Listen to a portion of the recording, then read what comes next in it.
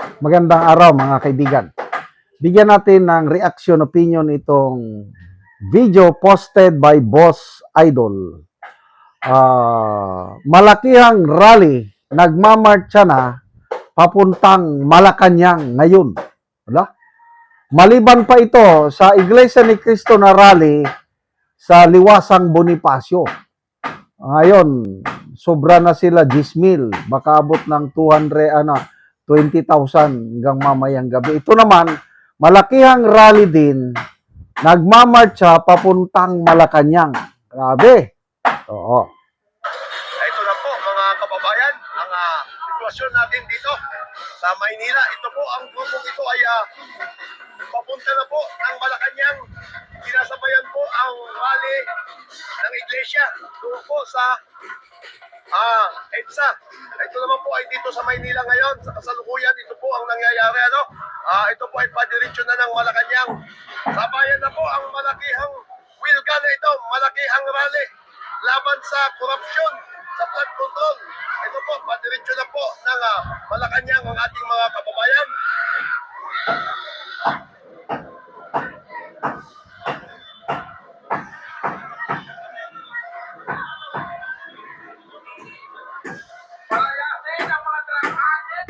Ito na po mga kababayan, ang sitwasyon natin dito sa Maynila. Ito po, ang grupong ito ay papunta na po ng Malacanang. Sinasabayan po ang rally ng iglesia doon po sa EDSA. Ito naman po ay dito sa Maynila ngayon. Sa kasalukuyan, ito po ang nangyayari. Dali ha. Basahin ko itong tarpaulin nila, nakasulat. BBM resign. Ipakulong ang mastermind. Protect the Constitution. No to military adventurism. Gawin ang mandato kay... basta, galit sila. Palayasin ang adik. Sabi nga ng naka-megapon kanina. Talagang galit. Ito po ay padiretso na ng Malacanang. Sabayan na po ang malakihang wilga na ito, malakihang rally laban sa korupsyon, sa flood control. Ito po, padiretso na po ng Malacanang ang ating mga kababayan.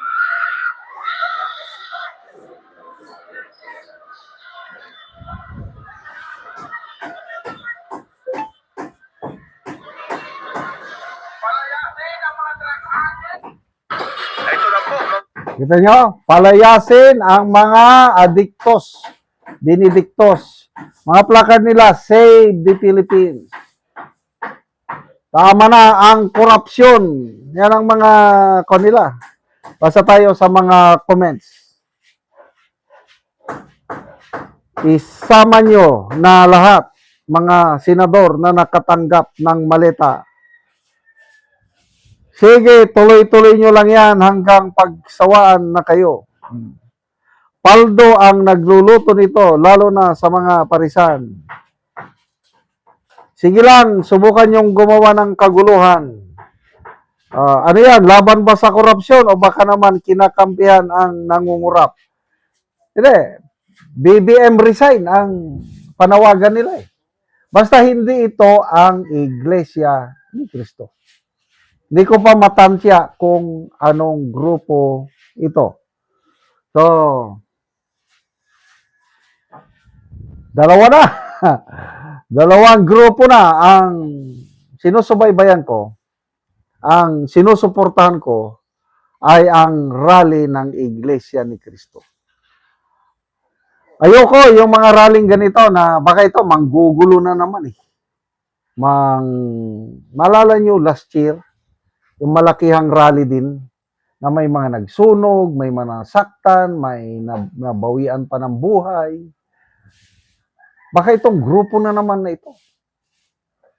Ang kapatiran nating Iglesia ni Cristo, ano yan? Peaceful rally talaga yan. Tatak Iglesia ni Cristo na yan. Hindi sila nanggugulo. Napaka-disiplinado nga sila eh. Yung rally nila ata kagabi.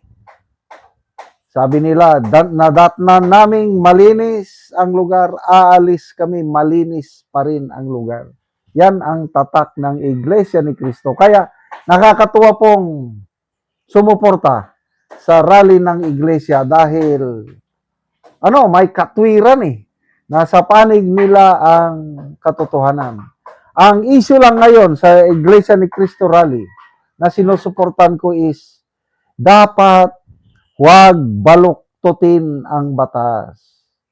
Dapat ipatupad ang batas na walang pinipili, walang pinipiringan. Kasi ang batas, 'di ba si Lady Justice nakaganyan no? Patas lang si Lady Justice.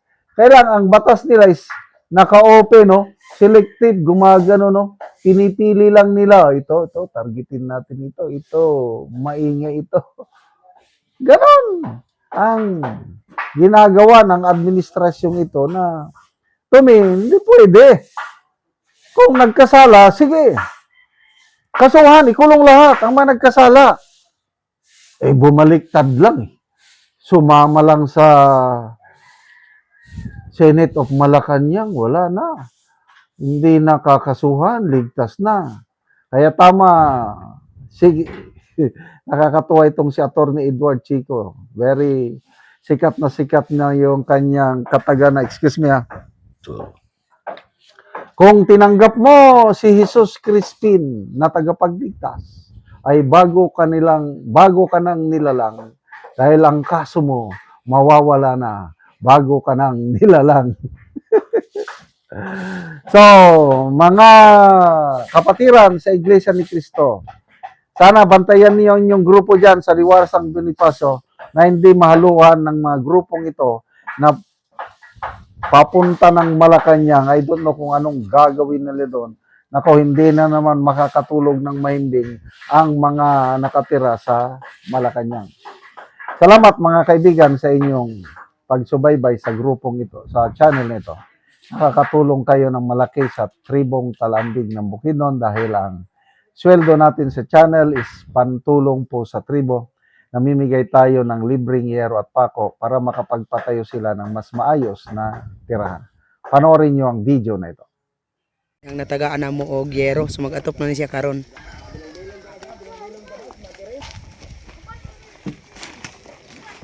So mo na ni ang iyang gipatindog nga balay nga iyang pag-aatopan karon.